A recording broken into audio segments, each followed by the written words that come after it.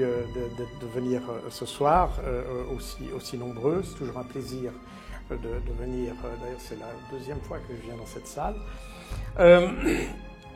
Et m'exprimer sur l'Ukraine.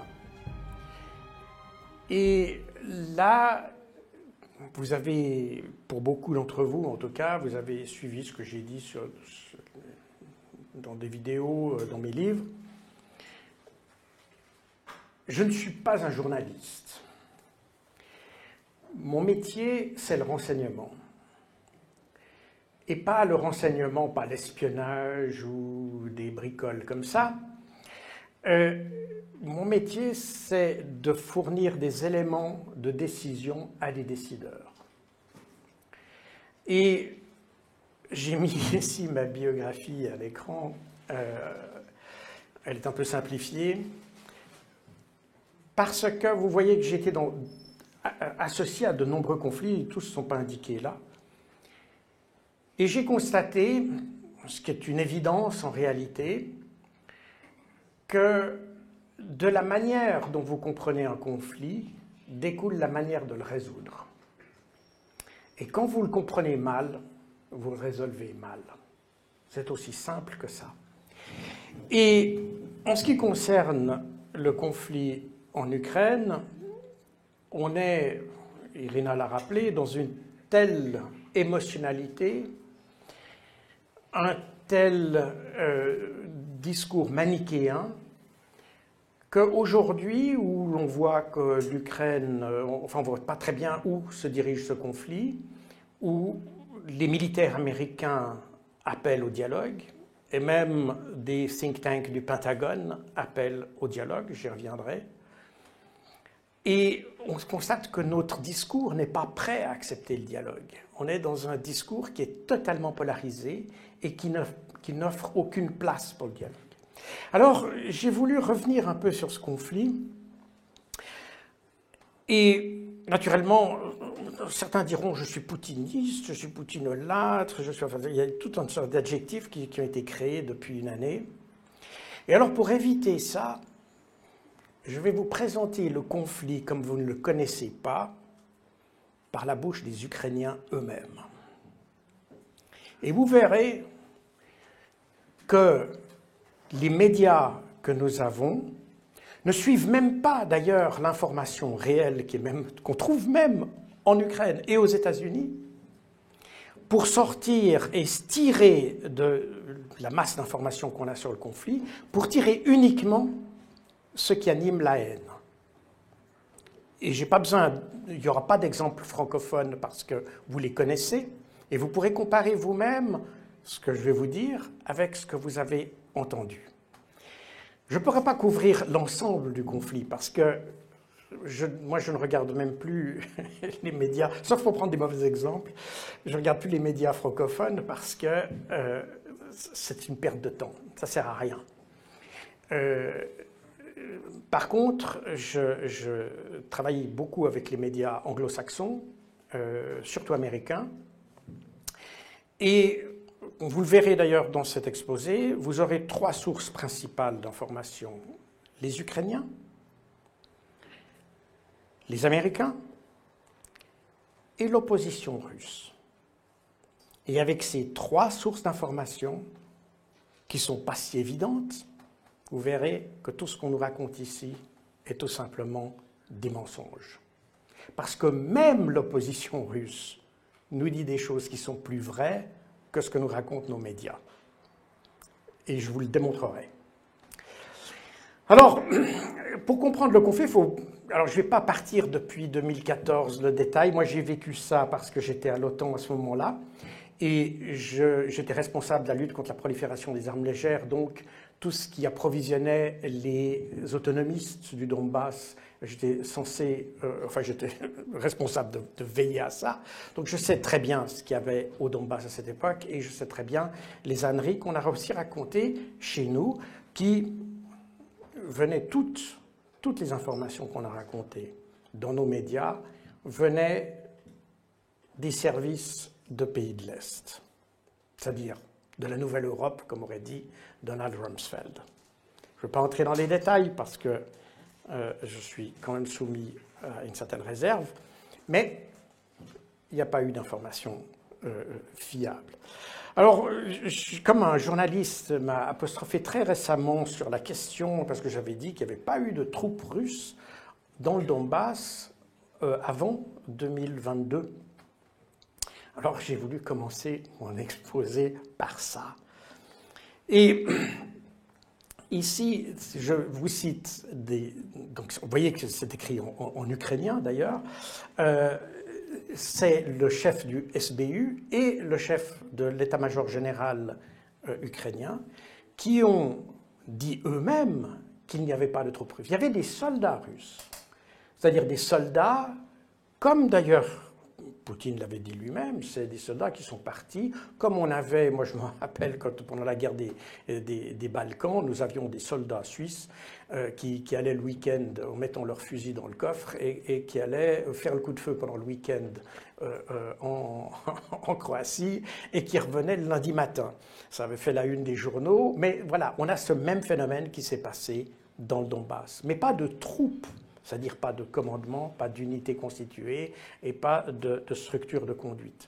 Donc, là, un premier élément, parce qu'aujourd'hui encore, vous avez des gens qui disent « oui, mais il y avait la Russie avait déjà envahi le Donbass ». Non, c'est pas vrai. Le problème du Donbass est issu de l'abolition de la loi sur les langues officielles en Ukraine, qui a rendu le russe, qui était autrefois une langue officielle, comme une langue non officielle. Donc elle n'est pas interdite, mais elle n'était pas officielle. Et ça voulait dire que les relations, les interactions entre l'État et les citoyens ne devaient se faire qu'en ukrainien, y compris dans les écoles, etc. D'ailleurs, un problème qu'on retrouve aujourd'hui avec la minorité hongroise. Et que si aujourd'hui Viktor Orban refuse qu'on continue à sanctionner la Russie, refuse de livrer des armes à l'Ukraine, c'est parce que la minorité hongroise, elle aussi, a subi des exactions. Mais elle est évidemment beaucoup plus petite, moins bruyante, et puis l'Occident s'intéressait davantage à la Russie qu'à la Hongrie. Donc on n'en a pas beaucoup parlé. Mais c'est des réalités qui ont touché tous les non-ukrainiens, ukrainophones d'Ukraine. Et même quand vous regardez la carte de la CIA qui a été produite par le Washington Post en décembre 2021, on avait, et ça montrait les emplacements des troupes russes autour de l'Ukraine, et il n'y avait rien dans le Donbass, comme vous pouvez le constater ici. Donc, il n'y avait pas de troupes russes avant 2021. Il y avait des soldats probablement, il y avait peut-être du matériel, c'est possible, mais pas de troupes.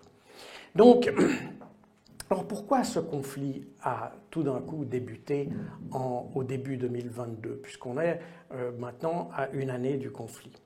Alors, pour comprendre ça, il faut revenir en 2019. Et en 2019, on a une publication qui a été faite par le RAND Corporation en avril 2019.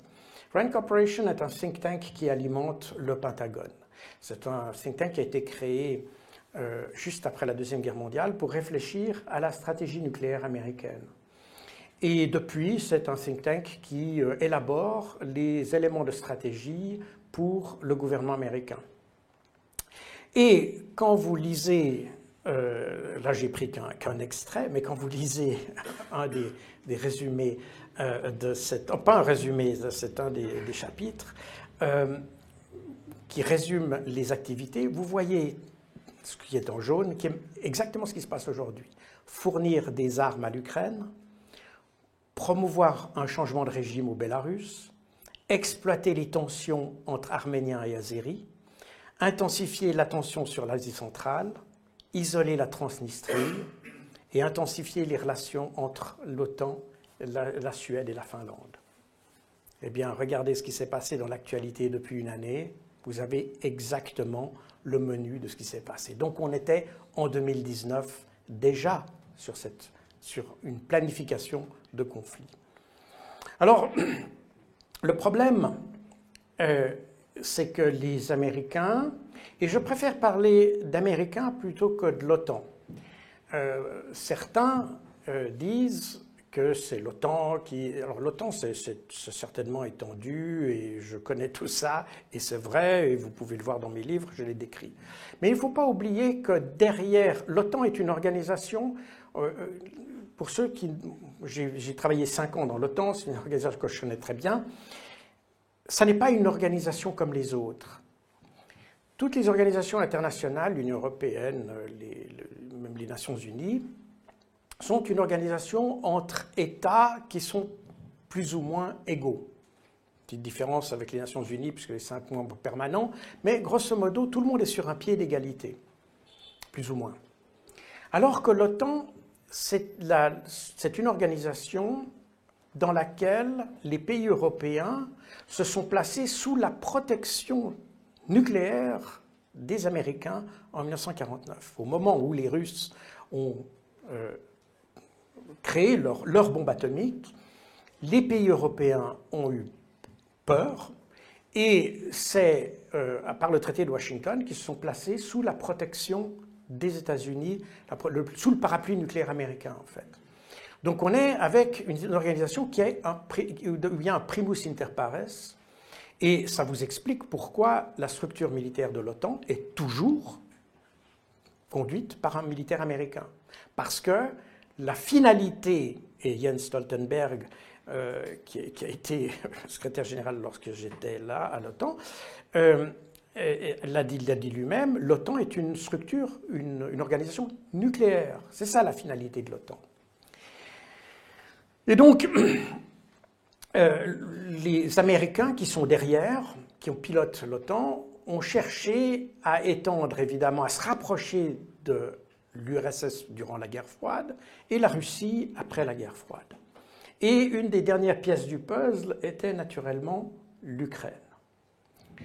Mais l'Ukraine pose un problème parce que depuis 2014, elle était en conflit avec la Russie. Or, l'OTAN, comme je l'ai dit, est une organisation à vocation militaire, bien sûr, mais nucléaire. Donc si vous faites introduire un membre qui a déjà un conflit, c'est un peu comme contracter une assurance en sachant que vous allez avoir le risque.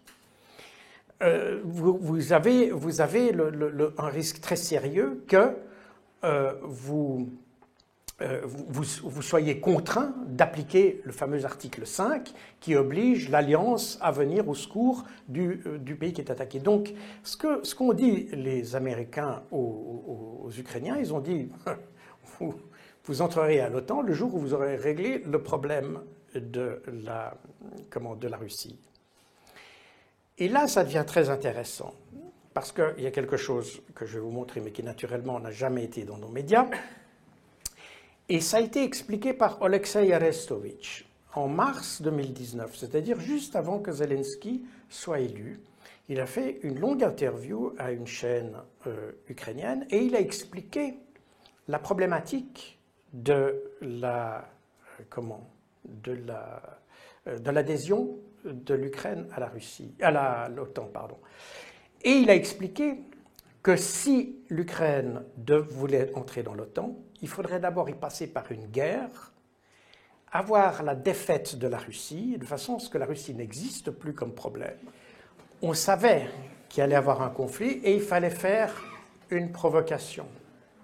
Parce que, évidemment, pour le truc, pour obtenir cette victoire contre la Russie, l'Ukraine ne pouvait pas le faire militairement. Tout le monde le savait. En revanche, ce qu'on pensait, c'était ça l'idée, c'était de provoquer l'intervention russe en Ukraine et punir, entre guillemets, la Russie de cette intervention par des sanctions massives qui allaient anéantir ou provoquer, comme disait Bruno Le Maire, le ministre de l'économie, pour provoquer l'effondrement de la Russie. Et donc, il fallait faire cette provocation.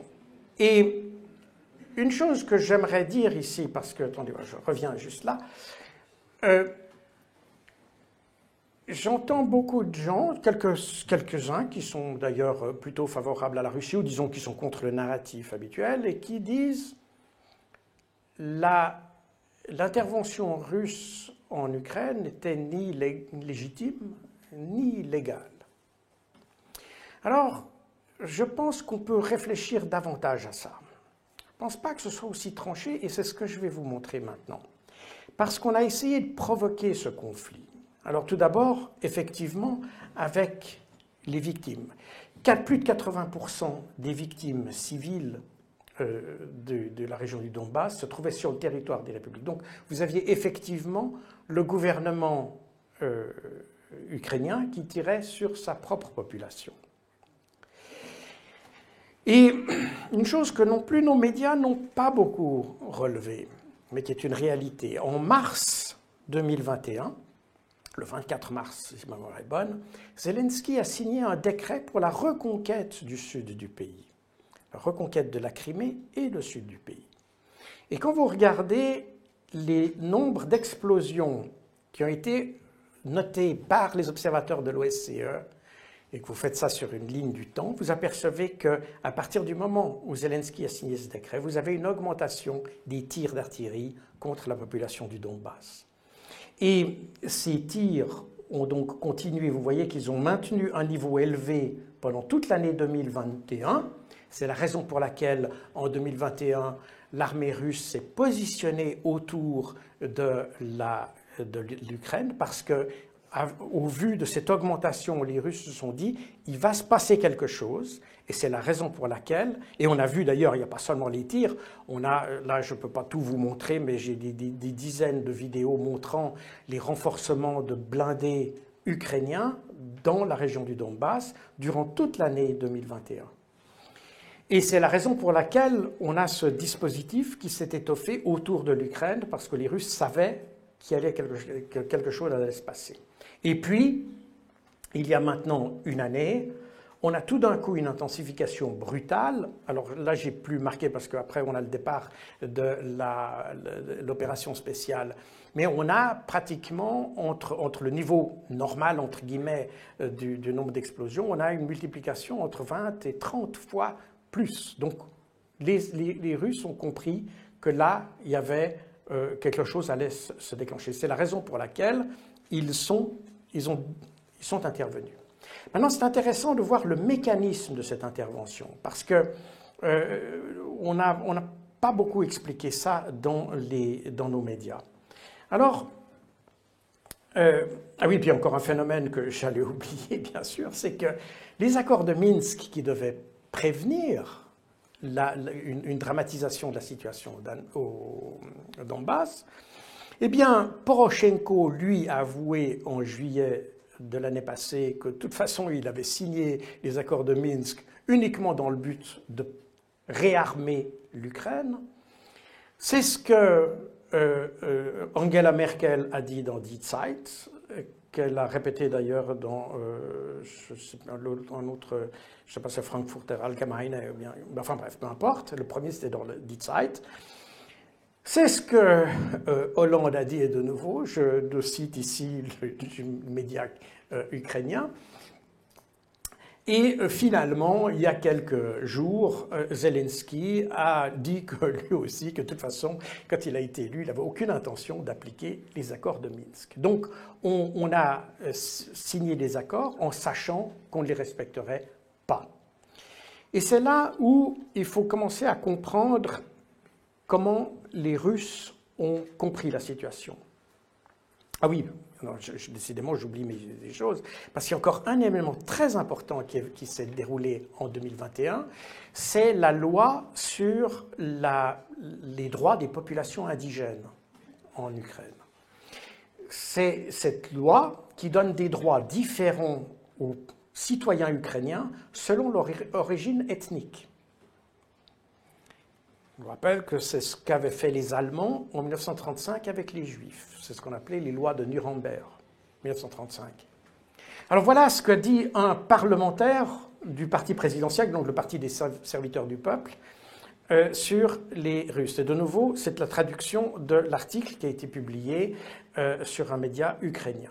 Donc les Russes ne sont pas un peuple autochtone au sens de la loi, ils ne pourront donc pas jouir pleinement de tous les droits de l'homme et les libertés fondamentales définies par le droit international et prévues dans la Constitution et les lois de l'Ukraine. Donc on a des citoyens de deuxième zone qu'on a créés.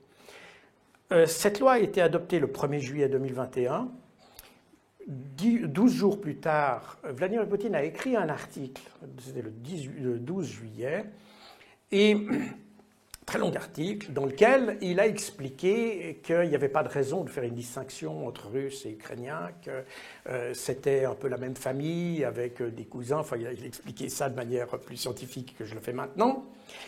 Et c'est cet article, d'ailleurs, qu'on revoit constamment sur France 5, LCI et autres, où on vous dit Vladimir Poutine ne reconnaît pas la souveraineté de l'Ukraine. C'est à partir de cet article-là. Or que c'est exactement l'inverse que veut dire Poutine. Il dit simplement pourquoi faire une distinction entre les gens. Il n'y a aucune raison de faire une distinction sur l'origine ethnique. Et au contraire, dans cet article, il souligne la souveraineté de l'Ukraine et le fait que l'Ukraine doit rester un pays uni. Et je vous rappelle que les accords de Minsk, puisqu'on est en 2021, à ce moment-là, on pouvait encore s'attendre au respect ou à la mise en œuvre des accords de Minsk. Les accords de Minsk ne prévoyaient pas un détachement du Donbass de l'Ukraine, mais une autonomie à l'intérieur des frontières de l'Ukraine. Et donc, je reviendrai tout à l'heure, on verra là un peu les cartes, mais il n'y avait aucune raison de faire cette distinction-là, et c'est effectivement, on a voulu, dès le départ, utiliser la population du Donbass un peu comme une sorte d'otage, bouclier humain, pour créer un conflit. Alors voilà comment ça s'est passé. Et c'est peut-être écrit de manière, c'est un peu petit, j'espère que vous arrivez à lire, mais parce que le schéma est assez long. Donc tout d'abord, on a entre 2014 et 2022, on a effectivement toutes ces morts dans le Donbass, on a le refus d'appliquer les accords de Minsk, et puis en mars 2021, on a le décret de Zelensky pour la reconquête de la Crimée et du Donbass, qui se traduit par une intensification des tirs contre la population du Donbass. Ces tirs se précisent encore à partir du 16 février 2022, et là on voit une très nette augmentation. D'ailleurs, Joe Biden dit que ce jour-là, il dit « je sais que les Russes vont attaquer ». Il le sait parce qu'il sait qu'en augmentant la pression sur la population du Donbass, les Russes risquent d'intervenir. Et finalement, les Russes décident de mettre en œuvre un principe des Nations Unies, et ça n'est pas un accessoire, c'est un principe des Nations Unies qui est la responsabilité de protéger. Responsibility to protect, que l'on traduit, qu'on abrège, l'abréviation anglaise, c'est R2P, Responsibility to Protect, et R2P. Et ça forme la légitimité de cet engagement. Et le fait de protéger une population qui est attaquée est reconnu par les Nations Unies, mais elle doit s'exercer selon certaines conditions. Il faut exercer cette responsabilité dans le cadre d'une coalition. Alors c'est là où la diplomatie russe a été particulièrement imaginative, parce que ce qu'ils ont fait le 21 février, c'est de reconnaître l'indépendance des républiques du Donbass, que Vladimir Poutine avait systématiquement refusé. Mais là, il lui fallait mettre en œuvre la responsabilité de protéger, donc il lui fallait des alliés. Et pour avoir ces alliés, il a reconnu l'indépendance des deux républiques du Donbass, donc la république de Donetsk et de Lugansk. Dans la foulée, ces deux républiques ont signé des traités d'amitié et d'assistance militaire avec la Russie. Et le 22 février, les parlements russes et le parlement des républiques ont ratifié ces traités. Comme ça, le 23 février, donc il y a exactement une année, les deux républiques ont pu demander l'assistance militaire de la Russie en raison de la pression militaire qu'ils subissaient. Et ainsi, la Russie a pu intervenir en invoquant l'article 51 de la Charte des Nations Unies, et ça nous donne l'élément légal pour intervenir. Alors, je reconnais que la partie légale est un peu tirée par les cheveux, mais ça se tient en tout cas tout autant, si pas plus, que le fait de bombarder des populations civiles.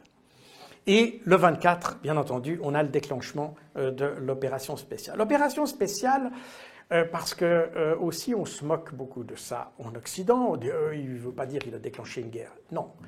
Une opération spéciale parce que dans la perspective des Russes, et c'est quelque chose que l'on peut légitimement comprendre, ils sont en conflit depuis 2014. La population civile se fait tirer dessus depuis 2014. Les armes sont utilisées contre la population civile depuis 2014. Donc la guerre, pour eux, a commencé en 2014. Ce qui se fait à partir du 24 février 2022 est une opération destinée à protéger ces populations. Donc le terme opération n'est pas simplement un outil de communication, c'est également une situation qui, du point de vue des Russes, et je pense que si on est honnête, parce que je vous rappelle que nous, on a, enfin nous, certains pays ont invoqué la responsabilité de protéger pour intervenir en Libye, par exemple. Avec la seule différence, c'est que les massacres de Libye ont été inventés. Tandis qu'ici, on ne parle pas de massacres inventés, on parle de vrais massacres, et je ne parle même pas de tous les massacres dont on n'a pas encore entendu parler parce que des gens ont disparu, enfin bref, on ne va pas entrer tout de suite dans les détails là-dessus. Mais donc on est dans une vraie opération destinée à aider la population civile du Donbass. À partir de là, vous avez un plan, là je l'ai mis plan A parce qu'après, comme vous pouvez l'imaginer, il y a un plan B, mais je ne pense pas que dans la tête des dirigeants européens, il y avait A et B. Il y avait un plan. C'est tout. Et ce plan, c'était d'isoler la Russie et de provoquer son effondrement. C'est d'ailleurs, comme je l'ai dit tout à l'heure, ce qu'avait dit Bruno Le Maire sur Europe 1, si ma mémoire est bonne, au début mars.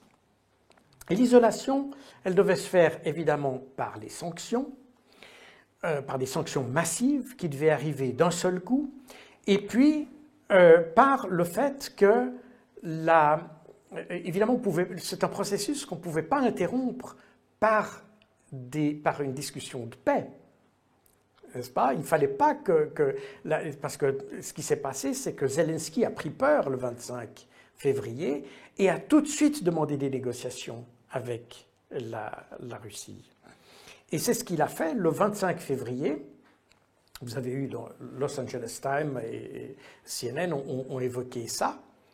Mais ce sont les Occidentaux qui sont venus, l'Union européenne notamment, qui est venue derrière et qui a dit non, vous ne négociez pas, on vous donne des armes, mais vous vous battez. Et c'est exactement ce qui s'est passé dans l'espace de 2 jours. Le 25, donc le 24, on a le début d'offensive russe. Le 25, Zelensky demande à négocier. Et le 27, l'Union européenne arrive avec un package alors ici, c'est 500 millions, mais il y a 50 millions pour de l'aide aux institutions civiles et 450 millions pour des armes. Première fois d'ailleurs que l'Union européenne a fait ça. Ça, c'est dans mon livre Opération Z, donc là, pour ceux qui ont lu le livre, je ne leur apprends pas grand-chose. Et à l'intérieur de l'Ukraine, vous avez des gens qui réfléchissent et qui se disent « oui, c'est peut-être effectivement peut-être pas la peine de se lancer dans une guerre, le coût est trop élevé », et vous avez des gens qui sont disposés à négocier. Alors ça, j'avais déjà évoqué dans mon livre Opération Z, un des négociateurs, Kirill Kireev, a été assassiné, il a été éliminé. Alors ça, c'est dans mon livre, alors on peut dire, bon, ça vient du Times of Israel, on peut discuter, mais incidemment, ces dernières semaines, vous avez des Ukrainiens, et notamment le chef du renseignement militaire, donc le GUR, c'est l'équivalent du GRU en Russie, le dirigeant, le chef du GUR a dit, c'est pas Kirill, c'était Denis Kirayev, a déclaré qu'effectivement son agent, parce que c'était un agent qu'il avait dans l'équipe de négociation, a été abattu par les agents du SBU, parce qu'il était trop favorable à une négociation avec les Russes. Donc, vous voyez qu'on a tout de suite fait je pourrais vous montrer, j'ai une autre vidéo aussi d'un autre agent alors, du SBU lui-même qui a été abattu parce que, et ça a été filmé en plus, alors je ne veux pas faire, je ne l'ai pas mis, je l'ai pour ceux qui veulent la voir, mais je ne vais pas la montrer directement comme ça. Donc on a éliminé tous ceux qui étaient prêts à discuter. Donc ça indique qu'effectivement, il y avait une volonté de poursuivre le conflit. Et ça va d'ailleurs se poursuivre après, puisqu'en fin mars, Zelensky fait une nouvelle proposition aux Occidentaux. Et Lavrov, enfin la diplomatie russe, s'est déclarée intéressée par la proposition de Zelensky et était prêt à entamer des discussions là-dessus. Et là, c'est Boris Johnson qui lui est arrivé et a dit non, non, on ne discute pas.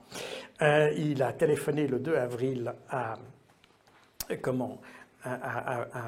Zelensky pour lui dire on ne négocie pas. Sinon, on ne vous soutient plus.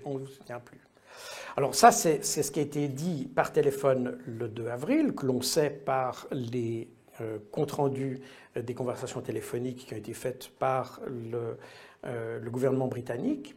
Mais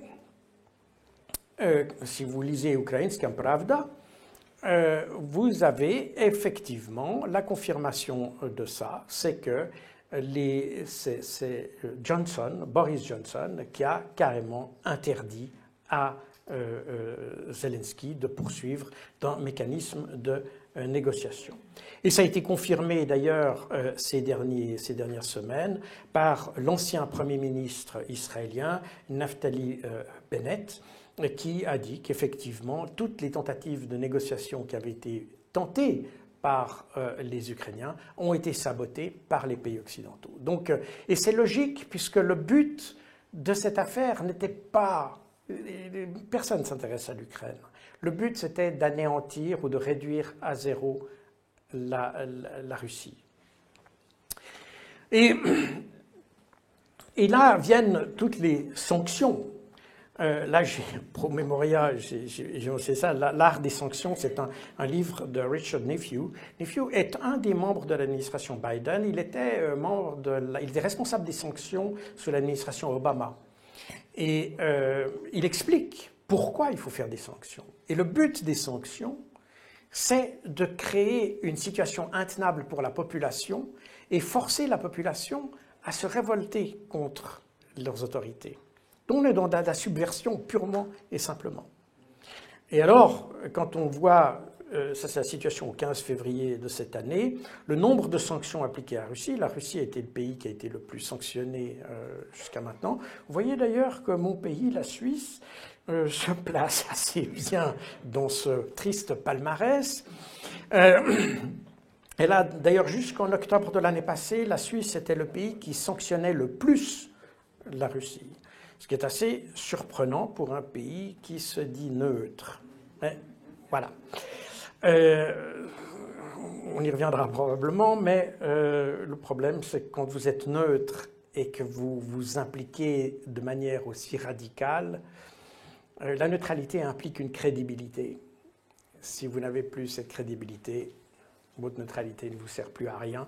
Et c'est effectivement ce qui semble vouloir être le cas, en tout cas vis-à-vis de la Russie. Alors ces sanctions, alors je ne veux pas passer en revue toutes les sanctions, on peut en parler dans les discussions après, je ne veux pas rentrer, mais ce qui est amusant, c'est que le Fonds monétaire international vient de publier une étude il y a quelques semaines qui montre les perspectives de croissance pour les différents pays. Vous apercevez que la Russie, qui est en bas ici, à l'horizon 2024, c'est le pays qui aura le plus fort taux de croissance, le plus fort taux de croissance par rapport aux principaux pays européens et notamment ceux qui ont été les grands promoteurs des sanctions. Donc, quelque part, on a un effet boomerang et c'est assez intéressant. Et là, pour résumer ce que dit ce rapport, la croissance devrait dépasser celle de la zone euro en 2024. On vous dit, mais oui, mais la Russie n'a plus de semi-conducteurs, etc. Ici, j'ai pris ça sur le site d'une chercheuse ukrainienne et qui montre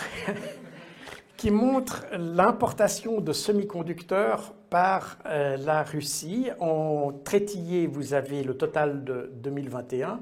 Alors évidemment, on avait les États-Unis qui étaient le plus grand fournisseur en 2021.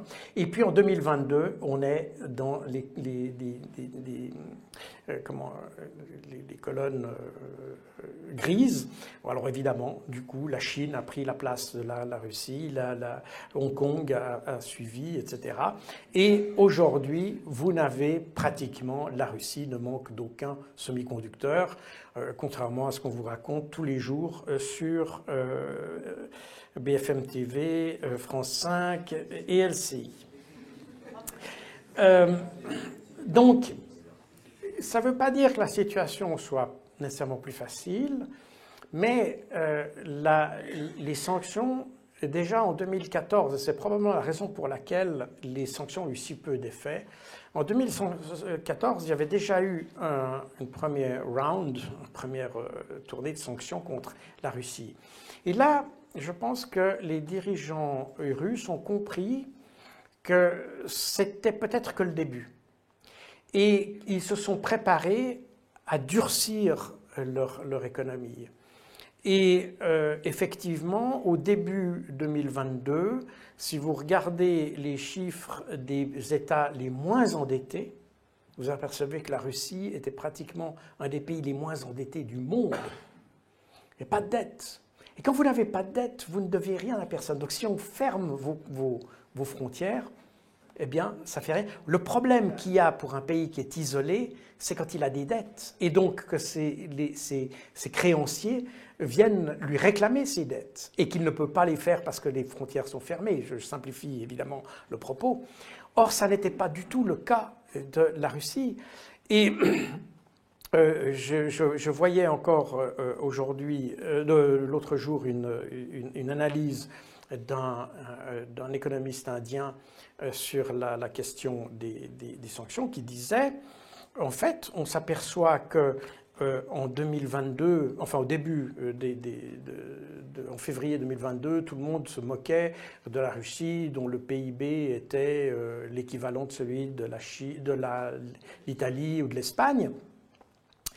Mais ce que montre l'évolution de la situation et la résistance de l'économie russe par rapport à ces sanctions, c'est qu'en fait, ce qui compte dans une économie, ce n'est pas tellement le fric qui circule, c'est la qualité et la robustesse de ce que vous faites. C'est l'économie réelle qui est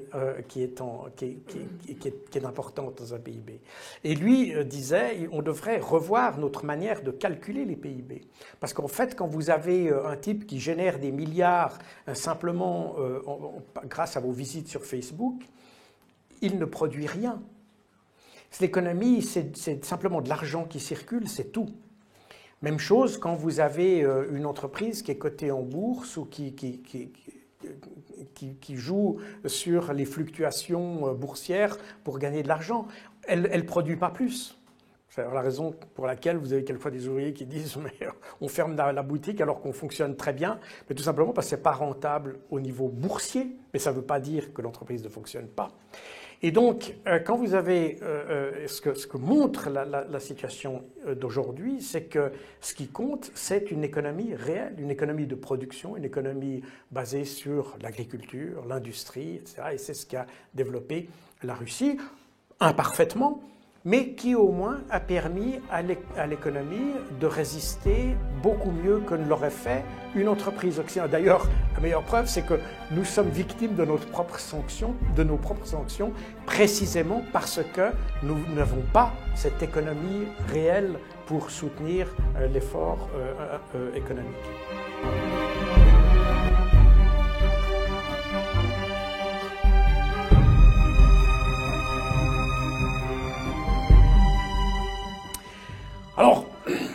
évidemment, il y a toujours ce truc, et ça c'est un élément important, c'est ces fameux fonds souverains qui ont été confisqués ou gelés dans les banques centrales et les banques occidentales. Ces 600 milliards que Ursula von der Leyen voudrait tellement récupérer pour financer la reconstruction de l'Ukraine. Alors il y a deux remarques ici qui sont intéressantes. La première, c'est que le fait d'avoir gelé des fonds souverains a suscité la méfiance des autres pays. Et si aujourd'hui vous avez l'Arabie Saoudite, les pays du Golfe, etc., qui commencent à se tourner du côté des BRICS, donc ce groupe de pays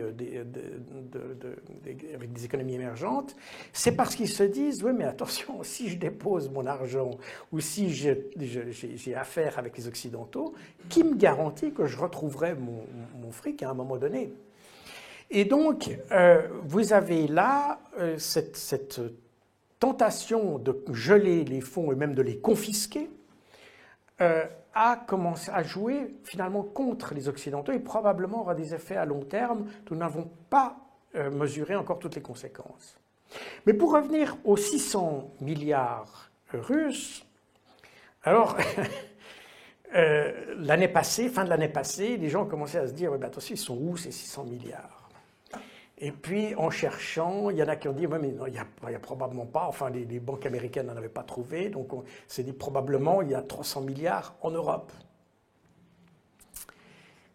Et puis, ben non, parce que les banques européennes n'arrivent pas à les trouver.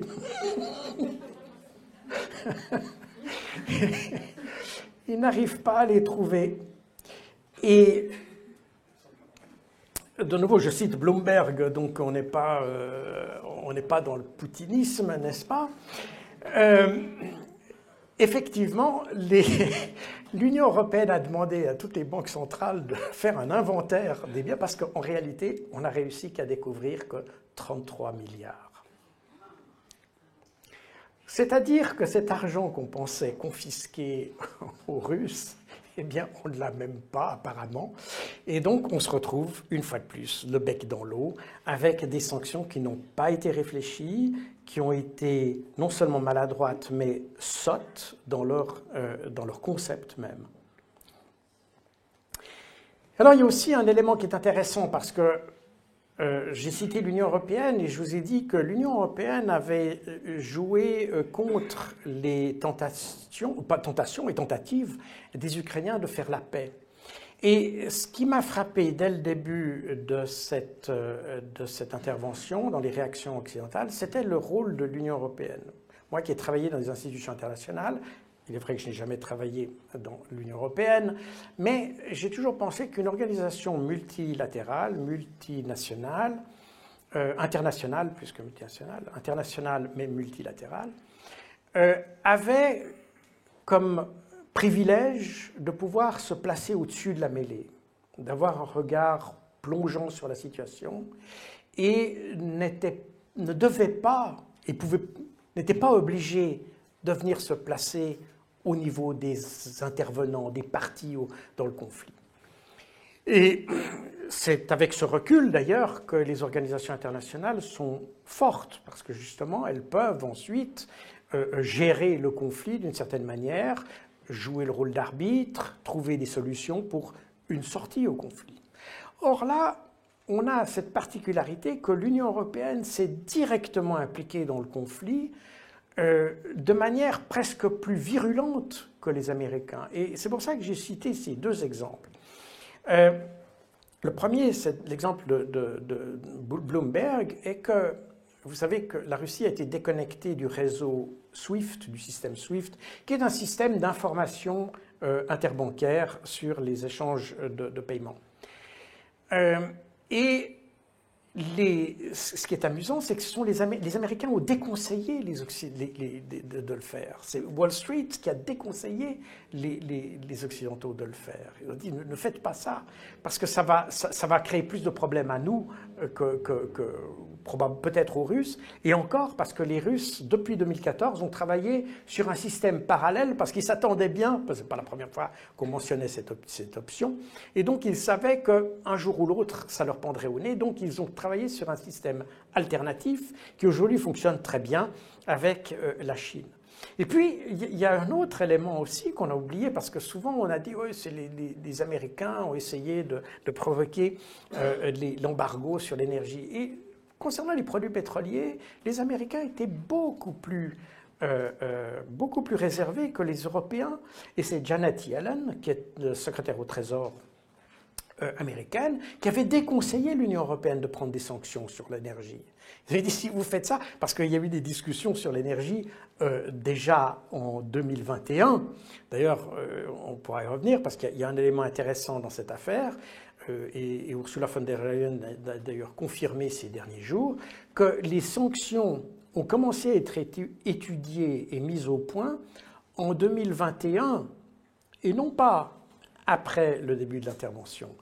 Et si vous avez fait attention, vous saurez que la préparation pour le sabotage de Nord Stream 2 s'est aussi faite en 2021, à un moment où précisément, je vous le rappelle, à la mi-décembre 2021, les Russes pensaient résoudre le problème de l'OTAN, de l'Ukraine, etc., par la voie diplomatique.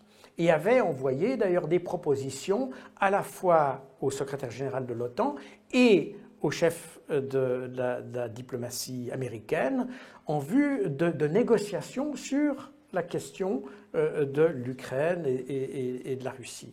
Donc ça voulait dire que d'un côté, vous aviez à la fin 2021 les Russes qui essayaient d'activer les réseaux diplomatiques, alors que du côté occidental, on fourbissait déjà les armes économique, mais pas seulement, puisqu'on préparait d'ailleurs un sabotage.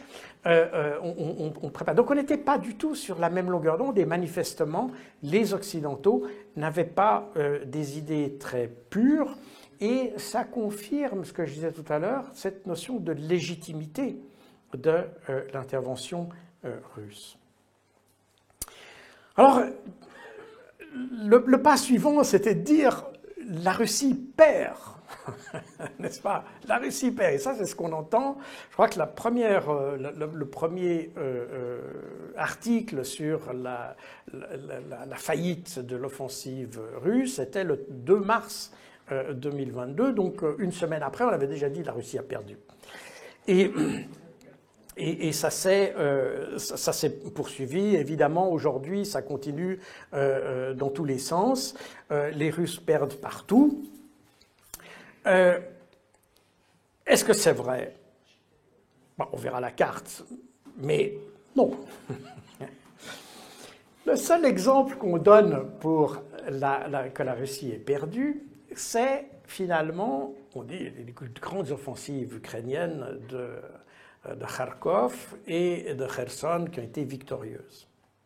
Alors, je vous ai mis cette carte parce que c'est la carte qui se trouve dans mon livre, Opération Z, et c'est une carte que j'ai faite en juillet 2022.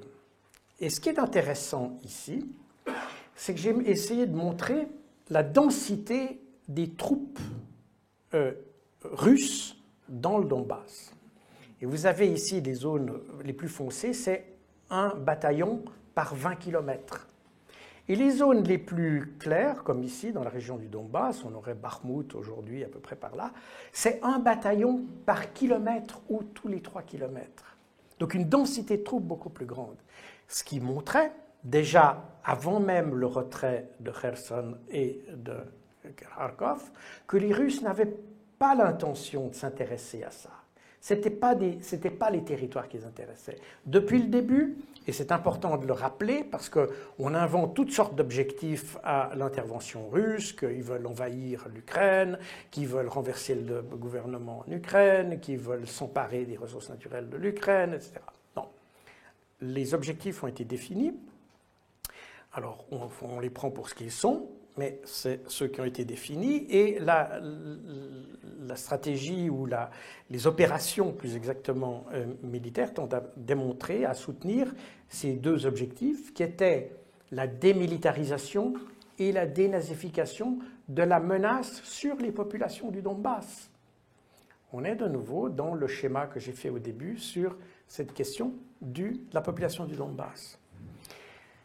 Que Vladimir Poutine ait en tête d'utiliser le succès opératif dans le terrain pour ensuite négocier autre chose, ça c'est tout à fait possible. Mais les opérations dans le terrain montrent que la concentration de ces efforts sont bien dans cette zone-là, c'est-à-dire la zone du Donbass, autour des oblasts, enfin ex-oblasts, aujourd'hui républiques de Donetsk et de Lugansk, de façon à enlever la menace qui pesait sur ces populations. Et que cela, dans les extrémités, il n'y avait pas beaucoup d'intérêt. Et si vous regardez ce que les Russes ont laissé prendre aux Ukrainiens, parce que quand on vous dit de grande offensive ukrainienne, en réalité, il faut comprendre ce qui s'est passé. La mécanique, ça a été que les Russes ont décidé qu'ils allaient abandonner ces territoires, c'est-à-dire le territoire de Kharkov ici, à la fin septembre, enfin en septembre, pardon, de l'année passée, et ensuite Kherson en octobre. Et pourquoi l'ont-ils fait? Pour deux raisons. La première, c'est que c'était des territoires pour lesquels ils n'avaient pas envie de dépenser des vies humaines. Ils ont dit ça, pour défendre ça, ça nous prend trop de ressources, ça n'a aucun intérêt. On n'en a pas besoin, on ne voulait pas se battre là. Donc, comme vous l'avez vu, par la structure des forces dans le terrain déjà en juillet, ça ne les intéressait pas. Et puis, il y a un deuxième phénomène qu'on a oublié, c'est que les Russes s'attendaient à faire les référendums dans les 4 oblasts, donc de Kherson, Zaporozhye, Donetsk et Lugansk.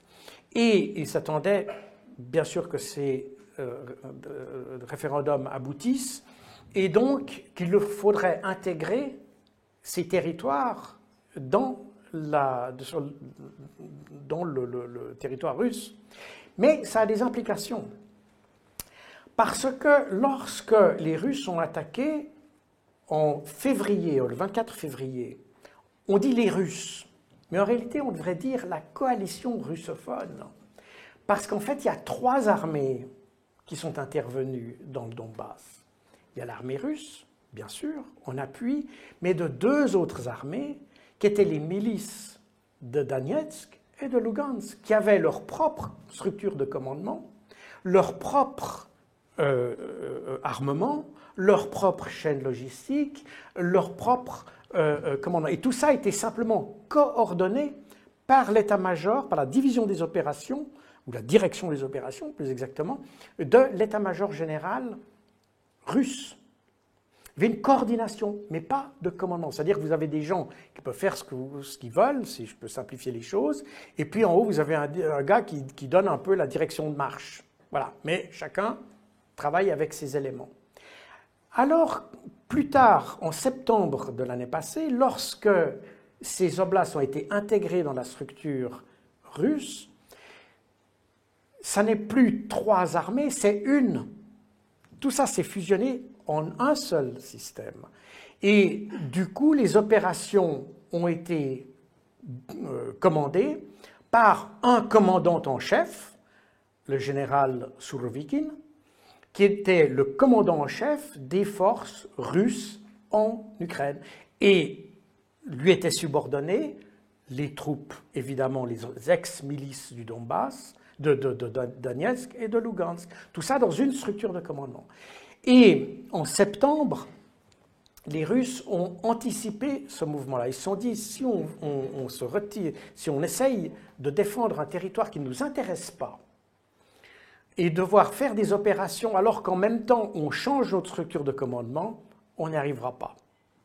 Donc on privilégie le changement de la structure de conduite, on retire nos troupes parce que soit à Kharkov, soit à Kherson, ici les troupes se sont retirées derrière le Dniepr, et ici les troupes se sont retirées derrière la rivière ou le fleuve Oskol.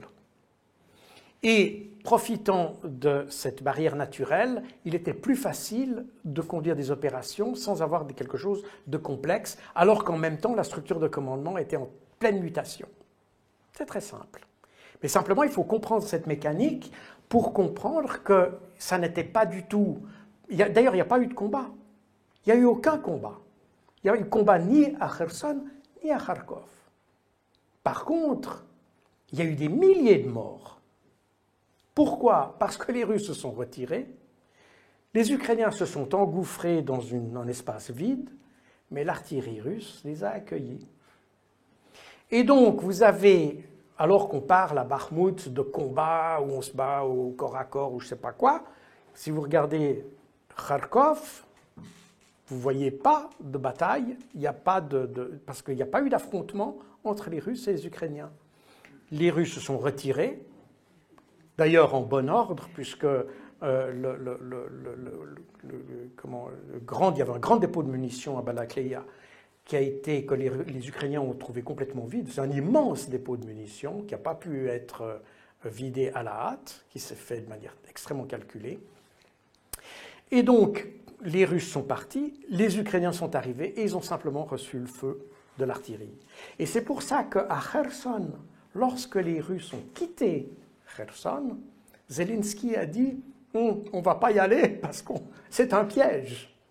Parce qu'il savait ce qui s'était passé à Kharkov. Et c'est pour ça que les Russes ont été très surpris de voir qu'ils ont quitté Kherson et que les Ukrainiens sont restés encore 1 ou 2 jours avant de venir entrer sur le territoire de Kherson. Et quand ils sont arrivés, ils ont été accueillis par l'artillerie. Et ce que nos médias ne disent pas, mais ce qui est une autre réalité, c'est que les troupes qui sont entrées à Kherson, les troupes ukrainiennes, se sont retirées de Kherson. Ils ont évacué la ville 2 jours plus tard, parce qu'ils ne pouvaient pas tenir cette ville. C'est des zones qui sont à peu près indéfendables. C'est ce qu'avaient découvert les Russes avant, et c'est pour ça qu'ils s'étaient retirés. Et c'est ce que les Ukrainiens ont, à leurs dépens, découvert en arrivant, en ayant des pertes considérables, alors que les Russes ont épargné leurs troupes. Alors, les sanctions n'ayant pas fonctionné, la Russie n'ayant pas perdu, on est passé au plan B. Et c'est l'idée du changement de régime et du démembrement de la Russie, avec l'idée sous-jacente, c'est de prolonger le conflit de façon à ce qu'il devienne politiquement insupportable pour les Russes et que la population russe, finalement, se retourne contre le gouvernement, c'est-à-dire Vladimir Poutine. Alors, est-ce que c'est une bonne solution? Alors, tout d'abord, de nouveau, le général Sourovikine, qui était le commandant en chef des forces, comme je viens de le dire, il a dit « on ne veut pas faire des grands mouvements ». Nous, maintenant, ce qui nous intéresse, puisque les Russes sont aperçus à partir de l'été, fin de l'été de l'année passée, que les Occidentaux voulaient prolonger le conflit, les Russes ont dit « bon, on va pas faire des grandes opérations. Voulez vous battre? On va vous battre. Mais on va vous réduire en poussière au fur et à mesure que vous attaquez. » Voilà. Il employait le terme broyer. Je crois que le terme russe exact, c'est moudre, je crois. C'est vraiment pressé. Et sans nécessairement avancer, on laisse les gens venir et on les accueille par de l'artillerie. Et c'est ce qui s'est passé. Et c'est pour ça que vous avez des pertes considérables. On va revenir tout à l'heure sur la question des pertes. Alors évidemment, dans le discours occidental, on dit oui, mais les Russes, ils tirent de l'artillerie, mais ils en tirent tellement qu'ils en ont plus. Et puis alors, voilà, les stocks d'armes s'épuisent, etc. C'est pas le cas. Inutile de vous le dire. C'est pas du tout le cas. Les Occidentaux ont voulu soutenir l'Ukraine. On reparlera encore des armements tout à l'heure. Mais ils ont fourni donc les canons, les Césars, etc., de l'artillerie, des obusiers blindés, etc. Alors, pour que vous compreniez la situation, il faut comprendre que les Américains en Afghanistan tiraient par jour 300 obus d'artillerie. Et donc, ils avaient une production adaptée à cette consommation, c'est-à-dire 400 obus par jour. Enfin, à peu près 12 000 par mois à peu près. Mais ce que consomment les Ukrainiens, c'est entre 5 et 7 000. Les chiffres sont ceux du New York Times et de Ukrainska Pravda. Donc, c'est les bons chiffres, certainement. Et je pense que ce sont les bons chiffres, en fait. D'ailleurs, vous aurez noté, peut-être, pour ceux qui ont l'esprit curieux, qu'actuellement, il y a une dispute entre Prigojine et le gouvernement russe, et puis Prigojine dit qu'il n'a pas reçu assez de munitions. Le gouvernement russe a publié les munitions qu'ils avaient données à Prigojine. Et quand vous regardez ces chiffres, vous apercevez qu'ils avaient donné, Prigojine, il a une petite troupe en réalité, c'est pas beaucoup, hein, c'est une petite portion du territoire. Et ce que les Russes lui ont donné correspondait à peu près à la consommation journalière de toute l'armée ukrainienne. Simplement pour vous dire. Parce que ça, c'est ce que les Russes consomment. Mais voilà ce que les Ukrainiens, voilà ce que les Russes tirent. On est dans un rapport qui est presque de 1 à 10. Et évidemment, les Occidentaux n'arrivent pas à suivre avec ça. Et vous avez même le régiment d'artillerie britannique qui dit voilà, même plus d'artillerie dans le régiment. Et on a effectivement le problème des Occidentaux, c'est qu'ils ne sont pas capables. Pour revenir à ce graphique, les Américains ont décidé, parce qu'ils n'ont plus de munitions à donner à l'Ukraine, la consommation ukrainienne est trop forte pour eux, donc ils ont décidé de multiplier par 5 leur production en 2 ans. C'est-à-dire que dans 2 ans, les Américains produiront 2000 obus par jour, ce qui n'est même pas ce que les Ukrainiens consomment par jour. Ce qui vous montre la difficulté qu'ont les Occidentaux à entretenir, et quand on parle de victoire ukrainienne, on a l'impression qu'on est avec des gens qui rêvent, littéralement.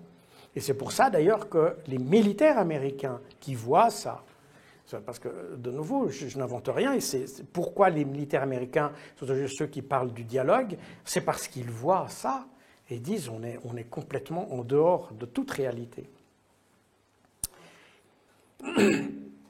Effectivement, New Voice of Ukraine, les Ukrainiens dépensent plus que toute la production américaine.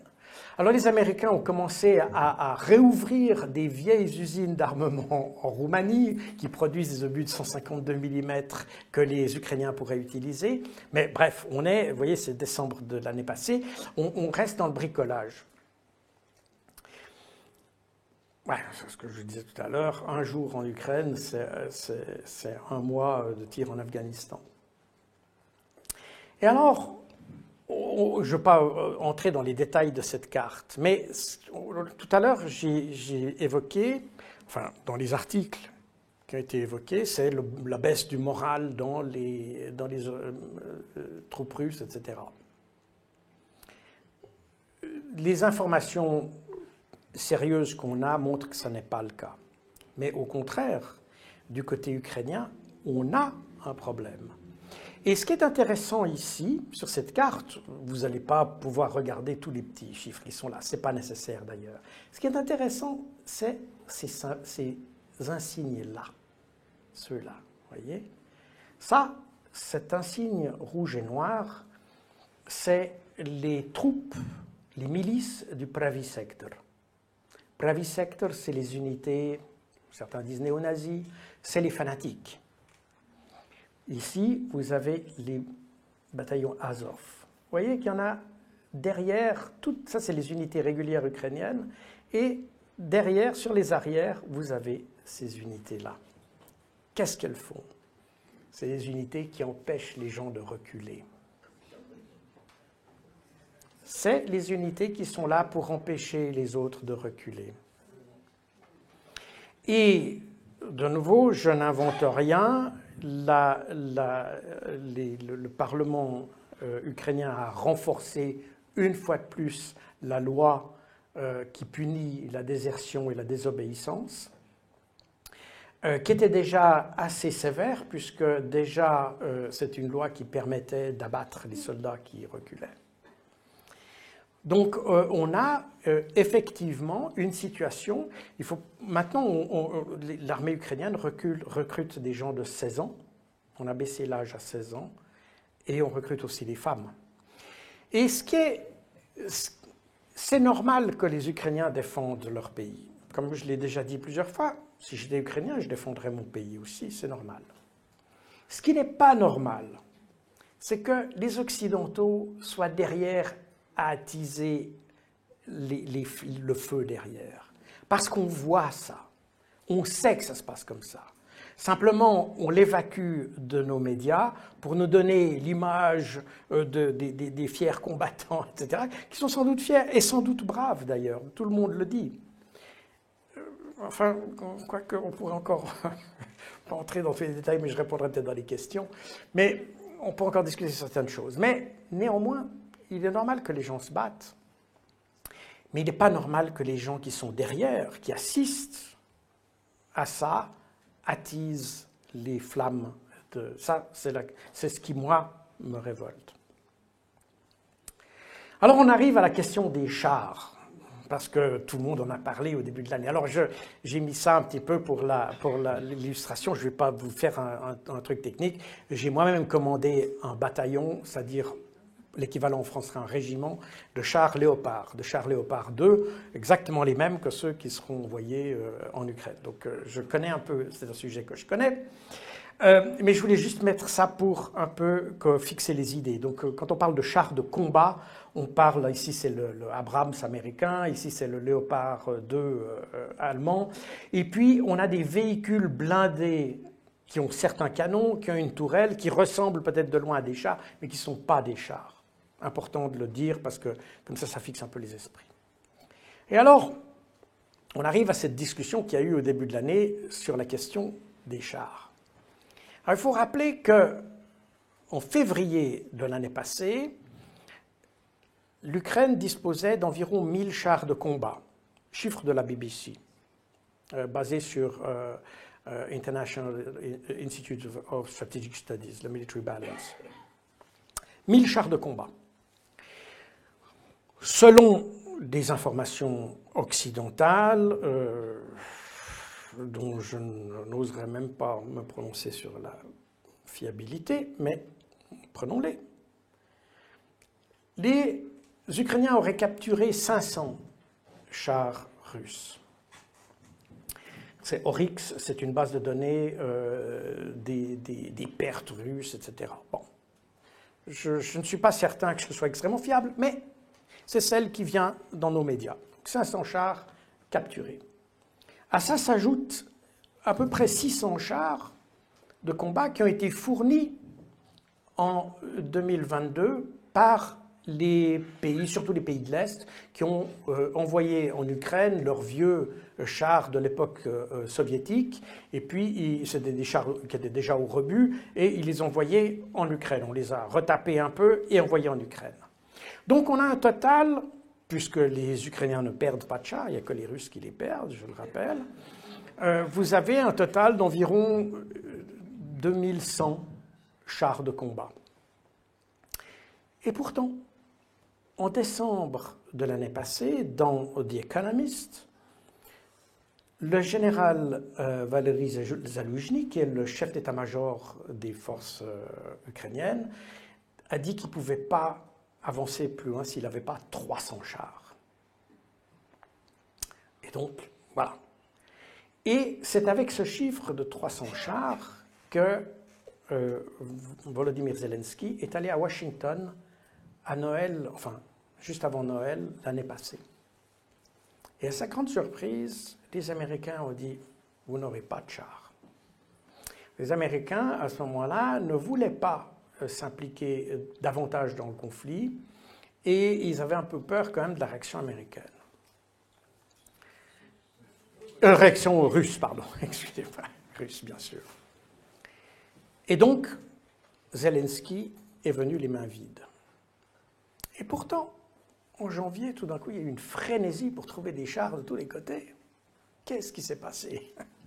Bien, ce qui s'est passé, c'est un événement qui n'a pas été beaucoup relevé par nos médias. C'est la purge, ou plutôt les démissions en cascade qu'il y a eu en Ukraine. Parce que ce qui s'est passé, selon de nombreux analystes, c'est que quand Zelensky est revenu les mains vides de Washington, les gars à Kiev se sont dit ça sent mauvais, l'Occident ne nous soutient plus et c'est le moment de quitter le navire. Et c'est là où vous avez eu les démissions en cascade, y compris celle d'Alexei Arestovitch, que d'ailleurs qu'on a déjà mentionné. Et c'est là où les Occidentaux ont commencé à prendre peur, parce qu'ils se sont dit, là, c'est le changement de régime est en train de se faire en Ukraine. Et c'est là où, tout d'un coup, il y a eu un changement du côté occidental. Dans un premier temps, Joe Biden a dit aux Allemands, donnez des chars aux Ukrainiens. Puis Olaf Scholz a dit, on donnera des chars aux Ukrainiens si, d'abord, vous donnez vos Abrams aux Ukrainiens. Et là, ça montre, quand on vous dit que l'Union européenne, l'Occident, se serrer les coudes, etc., il y a un petit incident qui donne à réfléchir. Olaf Scholz a dit, nous ne donnerons pas de Léopard si vous ne donnez pas d'Abrams. Alors, Joe Biden a dit, bon, ok, on donne des Abrams. Alors Olaf Scholz, comme un brave Allemand qu'il est, a dit, bon, alors on va donner des Léopards. Et ils sont tout de suite partis là-dedans. À peine Olaf Scholz a dit ça, que Biden est revenu en arrière, puis il a dit, oh, non, on ne va pas donner, on va pas les donner tout de suite parce qu'ils ont des composants secrets. Notamment, ils ont des blindages qui contiennent de l'uranium appauvri et on ne veut pas que ça tombe aux mains des Russes. Donc, on ne va pas vous donner ces Abrams, on va vous en fabriquer et on vous les donnera l'année prochaine. Et je sais qu'en Allemagne, ça a été très mal perçu parce qu'ils avaient vraiment eu l'impression d'avoir été roulés dans la farine par les Britanniques, les Américains. Toujours est-il que tout le monde s'est un peu serré, va chercher les fonds de poche, et puis on est arrivé en janvier à des promesses de 320 chars pour l'Ukraine. Mais de nouveau, on s'est aperçu que oui, mais notamment les Britanniques ont dit on va vous donner des Challenger, mais ils ne doivent pas tomber aux mains des Russes, parce que le blindage, c'est un blindage dit Chobham, qui est un blindage qui a été mis au point déjà dans les années 80, fin des années 80, début des années 90, et de composition secrète, et donc ça ne doit à aucun moment, aucun prix, tomber aux mains des Russes. Donc il fallait que les Ukrainiens donnent la garantie qu'ils soient capables de récupérer un char sous le feu ennemi, quel que soit le risque, parce que ces chars ne peuvent pas tomber aux mains des Russes. Et puis quand ils ont commencé à réfléchir à tout ça, ils se sont aperçus qu'on n'arrivera pas avec les 320 chars.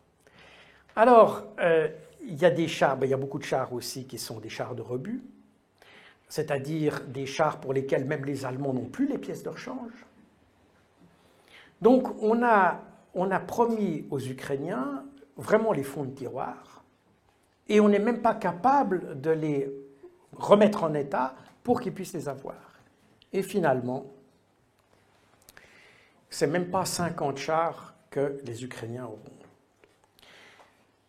Alors, ça vous montre un peu la manière dont réfléchir. Il y a des grandes déclarations, des grands effets de manche, et en réalité, on voit que les gens d'abord annoncent n'importe quoi sans réfléchir, c'est pas très nouveau, mais enfin c'est comme ça, et puis en fait on s'aperçoit que en fait on ne prend pas les Ukrainiens du tout au sérieux, et les Ukrainiens s'en aperçoivent. Les Ukrainiens s'en aperçoivent et je pense qu'ils doivent, leur confiance envers les Occidentaux doit, à mon avis, pas être très élevée. Donc voilà un petit peu où on en est et voilà un petit peu pour expliquer un peu la mentalité avec laquelle nous nous impliquons, ou nos pays s'impliquent dans ce conflit. Et alors, il y a la deuxième partie, c'est que, évidemment, il y a le terrain, et puis là, on veut tout faire pour que le conflit se prolonge, que les Ukrainiens continuent à se battre. Et le but, c'est que Poutine soit éliminé du pouvoir. Alors là, tout le monde l'a dit, il y a même une loi qui a été... même Zelensky a publié une loi qui interdit de négocier avec la Russie tant que Vladimir Poutine est au pouvoir. Donc on est arrivé un petit peu dans un... Enfin bref. Alors, il serait bon peut-être de voir, mais Poutine, est-ce qu'il est prêt d'avoir sa popularité s'effondrer? Ben non. Vous aviez, avant, donc en janvier 2022, le taux de popularité... Alors, les chiffres, c'est Centre Levada. Le Centre Levada est considéré comme agent étranger en Russie. Donc, voilà, pour caler les choses. C'est un des quelques centres de sondage qu'il y a en Russie. Et il donne des sondages qui, en principe, sont réputés comme étant de bonne qualité. Avant l'offensive, vous aviez une popularité de Vladimir Poutine à 71%. Elle est montée à 83% juste après le début de l'opération. Elle s'est stabilisée. Elle a baissé lors du retrait de Kharkov, qui a été très mal présenté dans la presse russe. Et la population a sans doute un peu perdu confiance à ce moment-là parce qu'ils ont été sensibles à la presse occidentale qui parlait de grandes défaites, de la fin de la guerre, etc., etc. Et je pense que c'est là que la popularité a baissé. Mais on voit qu'aujourd'hui, enfin c'est fin janvier plus exactement, elle est remontée à 82%. Donc ça veut dire que, bon, et de toute façon, des taux de popularité à plus de 60%, peu de dirigeants européens peuvent s'en vanter. Donc on n'est pas prêt de voir la population manifestement se retourner contre le gouvernement. D'autant plus que il y a beaucoup de choses qui se sont améliorées, pas tout, mais beaucoup de choses qui se sont améliorées en Russie malgré tout.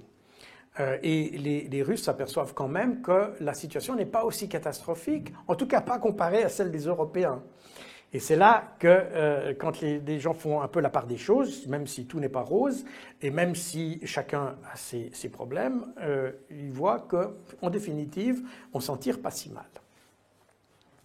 Et alors, vient la question des pertes, parce qu'alors on vous dit oui, mais bien sûr, les Russes perdent évidemment un nombre incroyable de soldats. Alors, ça c'est Libération, Fact Check ou Check News, 6 000 ou 55 000 comme prétend Kiev. Alors, personne ne connaît ces chiffres. Personne. Pas plus Libération, qui fait un check news à partir de choses qu'ils ne connaissent pas, que d'autres, parce que la Russie a publié quelques bilans l'année passée, mais ils ont arrêté de le faire, ou en tout cas ils le font irrégulièrement, et puis les Ukrainiens ne l'ont jamais fait. Et par contre, vous avez des institutions qui sont... Alors, il y a notamment une institution qui s'appelle Mediazona. Mediazona est un média d'opposition proche de Navalny qui a fait avec la BBC, donc pas vraiment poutiniste du coup, qui ont fait un site, si vous voulez, où ils vont sur dans les annonces mortuaires, ils font toutes les annonces mortuaires et ils essayent de reconstituer le nombre de morts d'après la publication officielle des avis mortuaires. Alors, ça vaut ce que ça vaut. J'ai pris ça comme exemple parce que, pour deux raisons. La première, c'est que d'abord, il y a une méthode, parce que ce que fait Libération, c'est comme ça, c'est le doigt mouillé. Alors que les autres, au moins, ils essayent de récolter de l'information à travers des éléments solides. Et puis, deuxièmement, comme c'est de l'opposition, pas vraiment favorable au gouvernement, je peux m'attendre à ce qu'il soit plus critique que si c'était le gouvernement russe, par exemple. Alors, 6 000 morts selon le gouvernement russe, 55 000 selon Kiev. Que nous dit Mediazona? 6 219. Ça veut dire que ce média d'opposition qui a fait un calcul s'approche d'un chiffre qui est pratiquement le même que celui qui est donné par le gouvernement. Est-ce que c'est vrai? Est-ce que c'est juste? Est-ce que c'est exact? Je n'en sais rien du tout. Mais ça me semble plus crédible qu'un gars qui travaille chez BFM TV, LCI ou autre. Et surtout, ça me paraît basé sur quelque chose. C'est des chiffres qui datent du 9 septembre, comme vous pouvez le lire, mais que quand je les ai récoltés, c'était en date du 29, c'est ceux qui étaient disponibles, en date du 23 septembre. Puis on peut continuer la chose. En décembre de l'année passée, les Ukrainiens ont annoncé le 100 millième soldat russe tué. Et donc, il y a eu des projections, ça c'est à Kiev, des projections contre des bâtiments, 100 000, etc. Bon. Que nous dit Mediazona? Mediazona nous dit 10 000.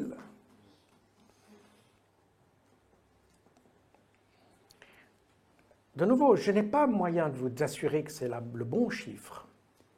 Mais c'est intéressant de voir que c'est en tout cas eux qui donnent ce chiffre-là. Si on regarde au début de cette année, en février, TV1 nous annonce près de 140 000 décès. Mediazona nous dit 14 000. Et ce qui est intéressant dans ces chiffres, c'est que vous avez toujours un rapport de 1 à 10. Vous remarquez. Et si vous réfléchissez à ce que je vous ai dit tout à l'heure sur l'artillerie, vous êtes aussi dans un rapport de 1 à 10. Ça ne veut rien dire. Soyons honnêtes, ça n'est pas scientifique, mais c'est cohérent d'une certaine manière. Les Russes tirent 10 fois plus que les Ukrainiens. On peut s'attendre à ce qu'il y ait plus de morts du côté ukrainien que du côté russe. Que ce soit 9 fois, 10 fois, 11 fois, je suis incapable de vous le dire. Mais ce qui est intéressant là-dedans, c'est de voir que nos médias ne reflètent que ce que dit la propagande ukrainienne. Parce que quand vous regardez les chiffres, vous apercevez, et d'ailleurs il y a Ursula von der Leyen qui, dans une allocution, l'année passée, a fait une boulette. Elle a dit « les Ukrainiens ont déjà plus de 100 000 morts ». Et le gouvernement ukrainien lui a demandé de retirer immédiatement ça et d'enlever ça de tous les réseaux sociaux. Je pense que si on a fait retirer ça, si d'abord Ursula von der Leyen le dit, de nouveau, je n'ai pas beaucoup confiance dans ce qu'elle dit, mais elle aurait plutôt tendance à enjoliver la situation pour les Ukrainiens. Or, ce chiffre, elle ne l'a pas sorti de sa tête. Et si les Ukrainiens ont voulu le faire, le refuser, enfin le faire annuler, c'est que probablement ça reflétait quelque chose. Et maintenant, si vous regardez tous les rapports de 1 à 10 qu'on a, on s'aperçoit que, et c'est une hypothèse de ma part, de nouveau, les Ukrainiens, en fait, donnent comme chiffre de pertes russes leurs propres chiffres. Et en fait, ils inversent les deux. Et c'est d'ailleurs un phénomène que je retrouve dans beaucoup de choses. Quand les Ukrainiens parlent de néo-nazis dans l'armée russe, c'est en fait au moment où les Russes, à Mariupol, découvrent les soldats de Azov qui sont rendus, et puis ils les mettent torse nu pour voir les tatouages. Et au même moment, vous avez l'histoire. C'est chaque fois on fait cet élément miroir, et je pense qu'on est là avec l'histoire des pertes dans le même phénomène. Je ne suis pas en mesure de pouvoir le démontrer de manière caractérisée, mais je pense que là, on a de sérieux indices pour penser, quand on voit effectivement les pertes, parce que il ne faut pas oublier que quand les Russes ont fait leur mobilisation partielle en septembre, ils ont mobilisé 300 000 hommes, comme vous le savez, les Ukrainiens, eux, sont à leur 10e mobilisation. Et c'est-à-dire qu'eux, et leur armée n'a pas augmenté. Donc ils remplissent les trous. Et c'est pour ça que je pense que, quelle que soit la crédibilité qu'on peut accorder à Mediazona, je pense qu'il y a des éléments de propagande dans la perception qu'on a des pertes que la comparaison avec Mediazona permet de mettre en évidence. Voilà, il faut le prendre comme ça, avec toutes les précautions qu'il faut avoir. Alors on arrive, j'ai dit qu'on voulait détruire la Russie. Alors évidemment, ça c'est la paranoïa de Poutine, il l'a mentionné dans son dernière allocution devant l'Assemblée fédérale russe. Évidemment, ça fait très longtemps qu'on dit que Poutine est un paranoïaque. Mais est-ce que c'est vraiment le cas? D'abord, on voit que les Ukrainiens disent que le but de cette fameuse victoire, et de nouveau on est dans la logique, pour pouvoir entrer dans l'OTAN, ils ne doivent plus avoir d'ennemis. Donc cet ennemi doit disparaître. Et c'est pour ça que c'est la désintégration de la Russie qui est intéressant pour eux.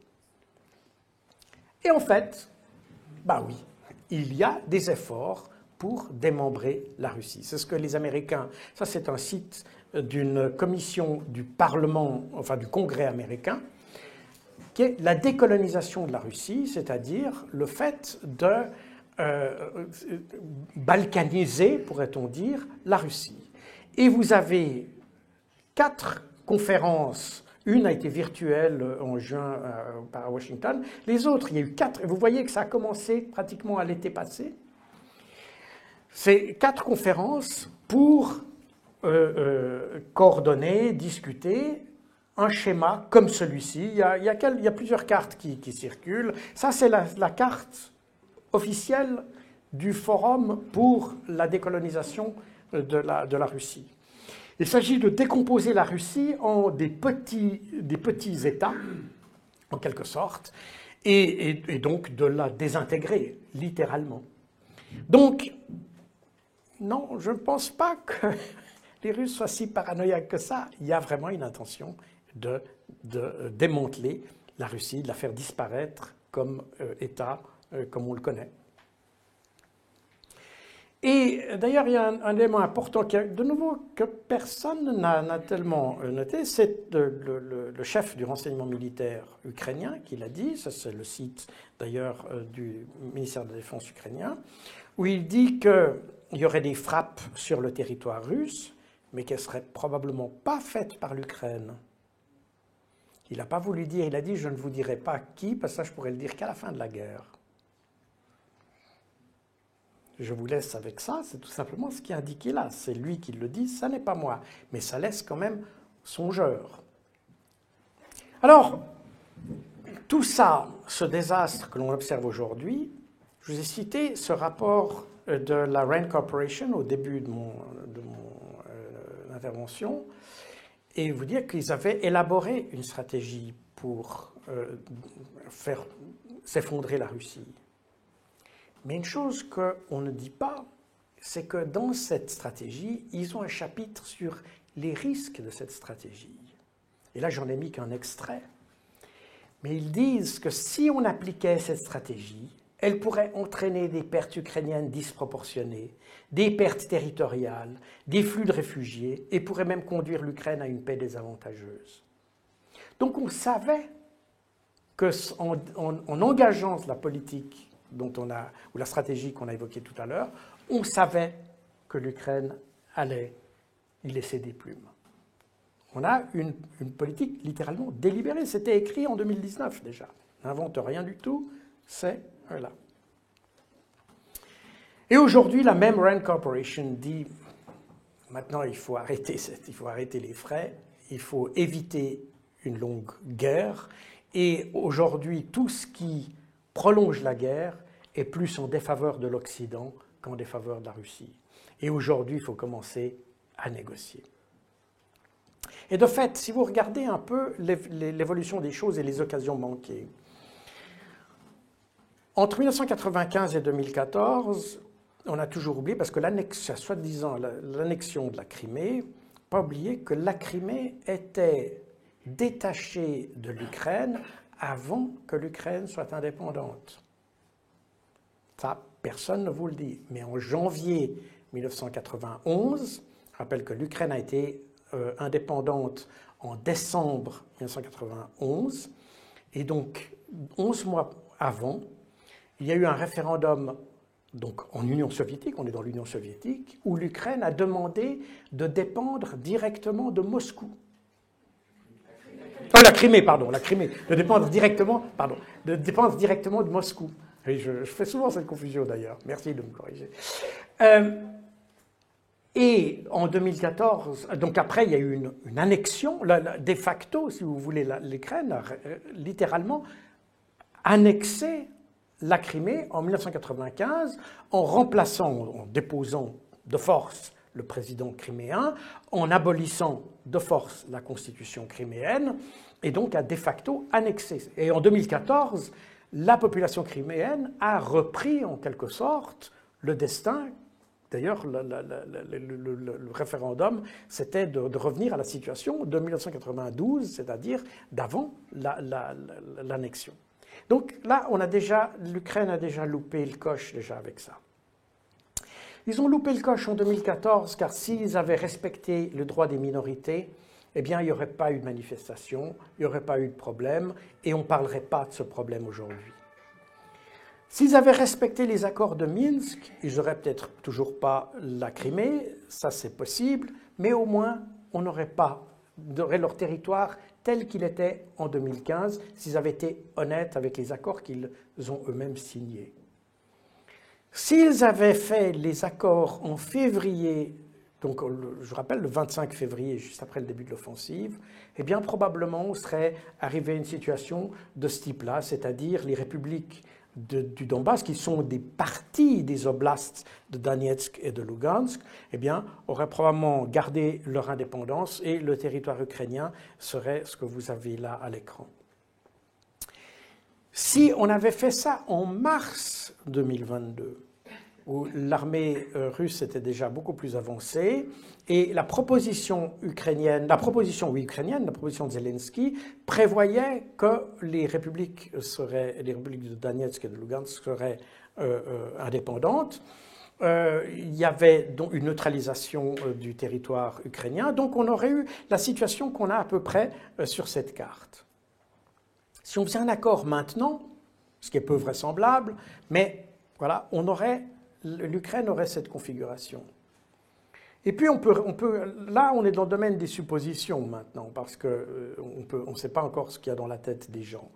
Mais une situation possible, que je pourrais m'imaginer que certains pensent, ce serait que la Russie s'empare de la région d'Odessa et donc ferme l'accès à la mer à la Russie.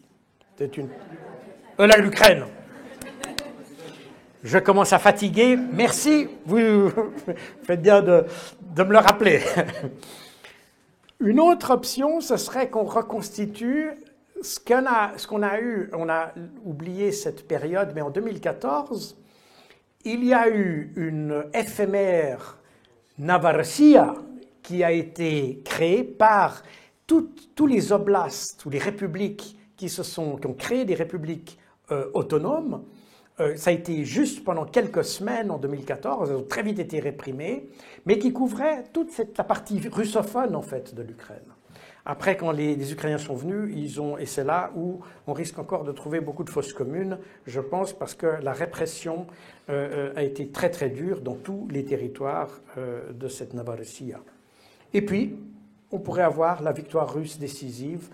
Les Russes n'entreront pas dans la partie ouest du pays parce qu'ils savent que de toute façon c'est un guêpier dans lequel ils auraient beaucoup de peine sans doute à terminer un conflit. Mais c'est une option. De nouveau, on est là dans la supposition. Je ne veux pas faire trop vite. Oh là là, non, je ne vais pas montrer ça. Et je voulais terminer par ceci. C'est mon ami Peter Maurer, qui est le secrétaire général du Comité international de la Croix-Rouge à Genève, et qui dit assez justement qu'on ne met pas fin aux guerres avec des étiquettes comme bon et mauvais, mais par un travail concret de réconciliation et de médiation. Et là-dessus, je crois que j'ai beaucoup parlé. Je vais vous laisser parler. Merci.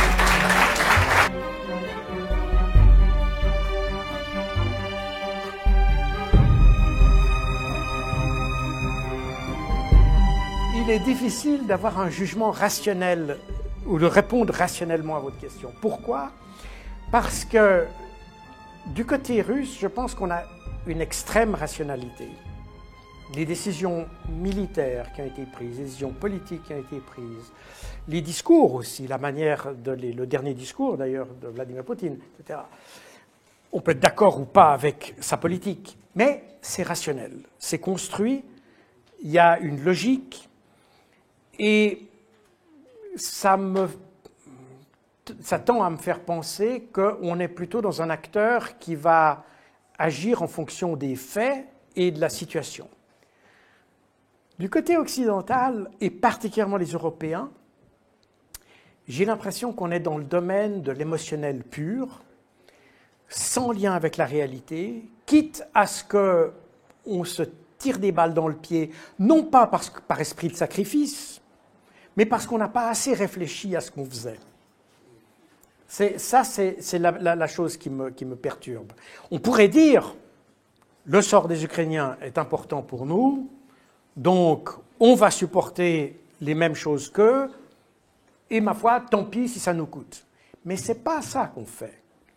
Les chars qu'on envoie, c'est les vieux chars. La munition qu'on envoie, c'est la vieille munition. Je vous ai épargné, j'ai des quantités de photos, mais vous savez, les militaires ukrainiens, quand ils ont ouvert les missiles, les boîtes de missiles britanniques qui auraient été envoyées, ils ont vu que c'était des missiles dont la date de péremption était dépassée. Donc c'est des matériels qu'on allait jeter. Et quand on leur donne pas, évidemment, bien entendu, parce que nous, on veut préserver une capacité de défense, donc on ne va pas leur donner ce dont nous, on a besoin. Donc, on n'est pas sincère avec eux, en réalité. Ça, c'est aussi quelque chose, qu'on soit pour, qu'on soit contre, ce n'est pas le problème. On n'est pas sincère avec les Ukrainiens. Et d'ailleurs, c'est ce que Volodymyr Zelensky a dit dans cette interview du CNN que j'ai présentée au tout début de mon exposé, où il disait, en fait, on nous a promis d'entrer dans l'OTAN, mais en fait, ça ne se fera pas. Et le truc, c'est qu'on leur a dit, allez-y, provoquez les Russes, vous allez voir, on va leur appliquer tellement de sanctions qu'en 3 jours, le problème va être réglé, exactement ce que disait Bruno Le Maire. Et puis en fait, ce n'est pas ce qui s'est passé parce qu'on a mal calculé, parce qu'on a mal évalué l'adversaire, parce qu'on a considéré, vous savez, moi je viens du renseignement, la pire faute que vous puissiez faire dans un conflit, quel qu'il soit, que ce soit un conflit personnel, conflit militaire, c'est de sous-évaluer votre adversaire, de penser qu'il est moins bon que vous. C'est la pire faute que vous puissiez faire. Or, c'est exactement ce que nous ont dit les médias. Ils ont dit, non, vous inquiétez pas, les Russes ont déjà perdu, ils sont mauvais, ils sont bêtes, ils sont malades, ils ont le cancer, ils ont Parkinson, ils ont ceci. Résultat des courses,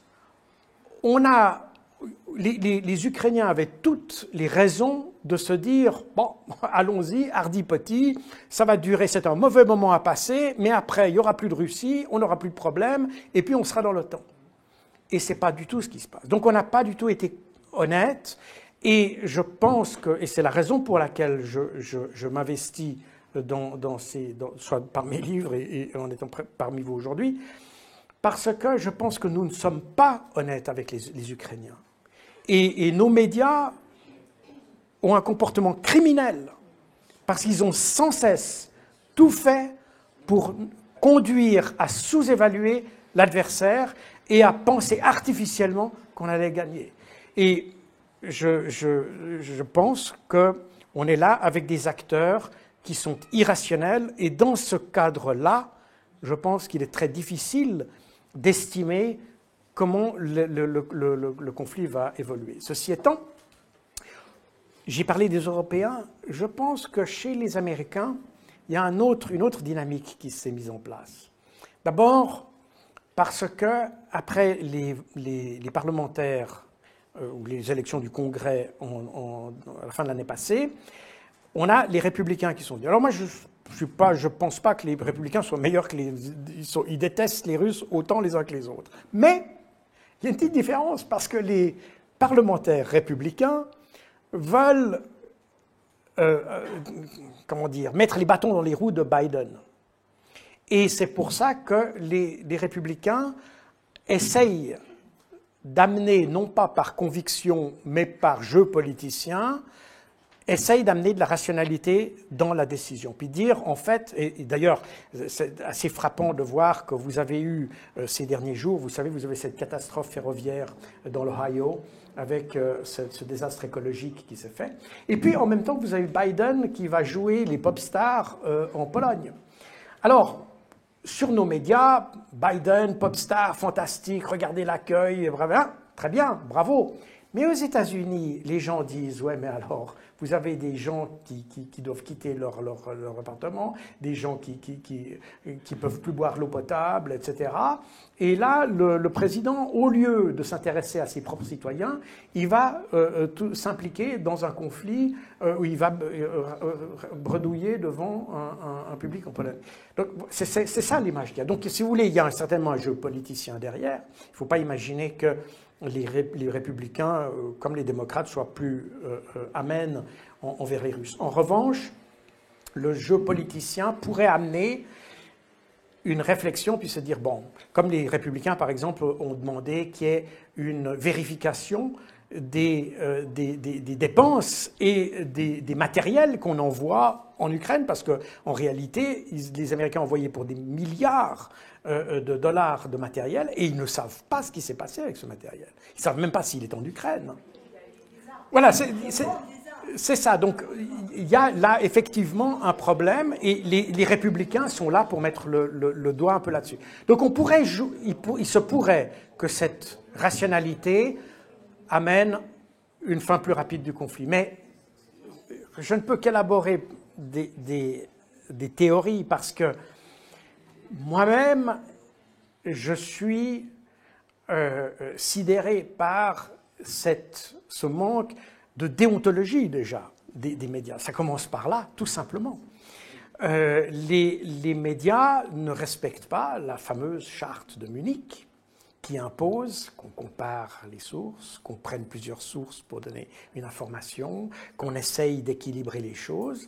Là, on est dans, et j'ai voulu l'évoquer d'ailleurs, parce que quand on parle des pertes, pour prendre cet exemple, on pourrait imaginer que nos médias prennent les chiffres de l'opposition russe. Ben non. Ils prennent même pas, ils font même pas confiance à l'opposition russe. Vous comprenez? Donc ça veut dire qu'on est dans une démarche de propagande. Et ils reprennent d'ailleurs systématiquement les informations qu'il y a, c'est la propagande ukrainienne. C'est même pas ce qu'il y a dans la presse ukrainienne. Parce que vous avez vu que la presse ukrainienne donne des informations, par exemple, sur l'assassinat de Kireev, etc. C'est dans la presse ukrainienne. Mais nos médias ne le disent pas parce que ça nuirait au narratif qu'eux-mêmes ont développé depuis une année.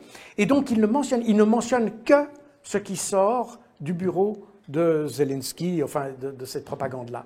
Et là, il y a quelque chose d'extrêmement dérangeant parce qu'on le sait. On le sait. Et si dans le monde francophone, nous ne sommes pas beaucoup à évoquer ça, et je pense qu'il y en a même très peu qui font effectivement toute la recherche nécessaire. Il y a beaucoup qui répètent ce que d'autres ont dit, mais il y en a très peu qui font la recherche effective de l'information, qui vont sur les sites russes, qui vont sur les sites ukrainiens, pour essayer de trouver cette information. Mais bref. Il y a très peu de ça dans les mondes francophones. Il y a un peu plus dans le monde anglo-saxon. Je remarque aussi l'intérêt, et je l'évoquais d'ailleurs avec certains d'entre vous avant cette émission. Vous savez que vous êtes russe, et donc je comprends votre souci et tout ça. Mais je me suis récemment fait interpeller à Bruxelles par un Ukrainien d'Odessa qui m'a dit merci. Merci parce qu'eux aussi ne savent pas ce qui se passe. La propagande qu'on donne, c'est la propagande qui naturellement est anti-russe, mais les Ukrainiens, eux, ils ont aussi un autre son de cloche. Ils savent qu'il y a des gens, parce qu'il y a des vidéos, là j'ai pas voulu les mettre, mais je pourrais vous sortir des vidéos qui vous feraient révulser les yeux, et on m'accuserait d'attiser la haine, donc je le fais pas, mais il y a effectivement, les Ukrainiens savent qu'on fait du recrutement forcé, etc. Les Hongrois savent, et d'ailleurs le gouvernement hongrois, ces dernières semaines, a déposé plainte, a demandé d'arrêter de faire des recrutements forcés des minorités. Donc, cet écart qu'il y a entre l'information qu'il y a ici et l'information qu'ils reçoivent par des canaux informels, ils la ressentent aussi. Donc, je vous disais qu'on se moquait des Ukrainiens, mais on se moque dans toutes les largeurs. Et c'est ça qui est écœurant. Il m'a remercié. Il m'a dit, la prochaine fois, on va boire un verre ensemble. Alors que j'étais surpris parce que moi, on a plutôt tendance à me considérer comme pro-russe. Alors évidemment, comme tous les médias sont anti-russes, ce que je dis et qui éclaire un peu plus la situation, qui amène un peu d'objectif, ça paraît pro-russe. Mais en réalité, les Ukrainiens aussi ont besoin de ça. Parce que c'est aussi leur pays. On ne leur dit pas tous les morts qu'il y a. Et les gens se rendent compte qu'on leur raconte des bêtises. Donc, il y a un besoin de tous les côtés de savoir ce qu'elle a. Et c'est pour ça que je répète ce que j'ai dit, je pense que nos médias ont un rôle criminel. Alors, Seymour Hersh, évidemment maintenant, depuis qu'il a sorti ça, tout le monde dit « oui, mais alors il n'a qu'une seule source, oui, mais enfin, Seymour Hersh... » C'est quand même un journaliste qui a des lettres de noblesse dans la matière. C'est pas un type qui raconte n'importe quoi. Et je ne sais pas, je ne connais pas le fin mot de l'histoire, même si aujourd'hui il y a des révélations qui sortent lentement de gens qui ont participé à l'opération, semble-t-il, et qui semblent confirmer ce que disait Hersh. Mais finalement, comme je l'ai dit d'ailleurs sur une chaîne, je ne sais plus laquelle, en réalité, vous savez, le problème, que ce soit les États-Unis ou quelqu'un d'autre, en réalité, ce n'est pas ça l'essentiel du problème. Le vrai problème dans cette histoire, c'est que vous avez un pays européen de l'OTAN, l'Allemagne, qui avait des relations avec la Russie, et puis que d'autres pays européens de l'OTAN ont détruit leur potentiel, si vous voulez. Donc, si vous voulez, on a pour la première fois, alors qu'on vous parle sans arrêt du renforcement de l'OTAN et de l'Union européenne, je crois qu'il y a mon truc qui fait beaucoup de bruit, là, je ne sais pas si c'est... enfin bref. En fait, on a des Occidentaux qui se tirent dessus. Et on est dans, à mon avis, ce que reflète cette histoire, indépendamment des détails de l'opération, c'est la structure mafieuse de notre, soit de l'Union européenne, soit de l'OTAN. Je vous dis, vous savez, quand il y a eu, quand ces attentats ont été commis, d'abord, je vous rappelle que quand on a accusé la Russie, on a parlé d'actes de guerre, d'actes de terrorisme. Alors aujourd'hui, on sait que ce n'est pas la Russie, et c'est pas la Russie. Ça, je vous le garantis, je l'ai déjà dit depuis longtemps, c'est pas la Russie.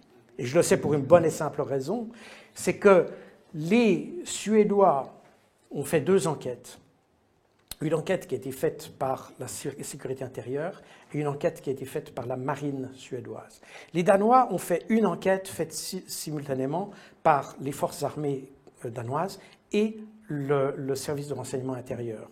C'est une enquête conjointe. Donc il y a déjà 3 enquêtes qui ont été faites. Et les Allemands ont fait la leur, etc. Mais l'important, c'est les deux autres. Parce qu'ils ont fait leur enquête, ils n'ont pas partagé leurs résultats avec l'Allemagne, ils n'ont même pas voulu partager les résultats du tout.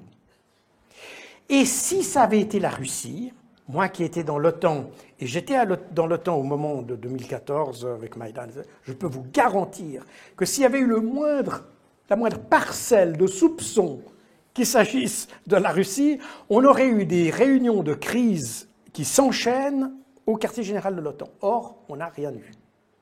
Donc pour moi, c'est simplement la preuve qu'on ne sait pas qui. Seymour Hersh désigne les Américains, c'est possible. Je veux bien volontiers y croire, d'ailleurs. Mais tout montre que c'est très certainement pas les Russes.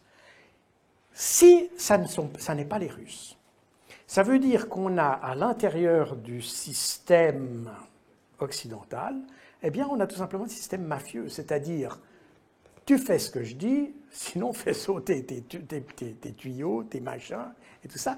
Je vous rappelle qu'en septembre, lorsqu'il y a eu l'explosion, l'Allemagne avait en tête de commencer des négociations secrètes avec les Russes pour essayer de rétablir la situation, parce que pour eux, la situation économique est assez dramatique. Et donc, ils voulaient rétablir.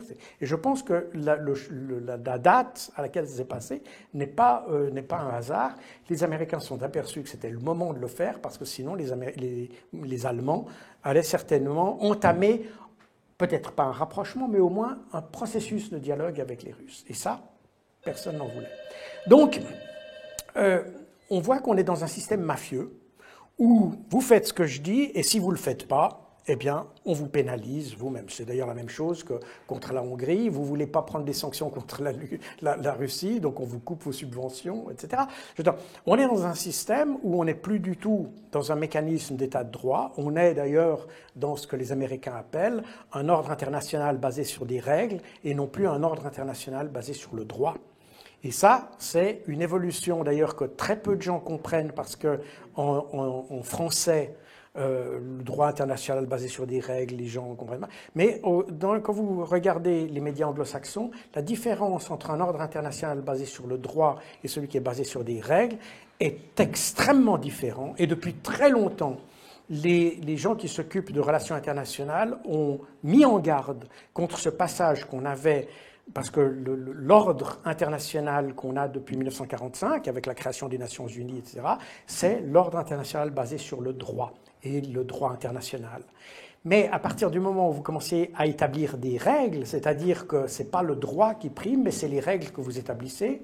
C'est pour ça que quand on propose un tribunal de crimes de guerre contre les Russes, mais pas contre les Américains. On les propose, n'est-ce pas, ça veut dire qu'on n'est plus dans le droit, on est dans les règles. C'est ma règle qui compte et ce n'est pas le droit.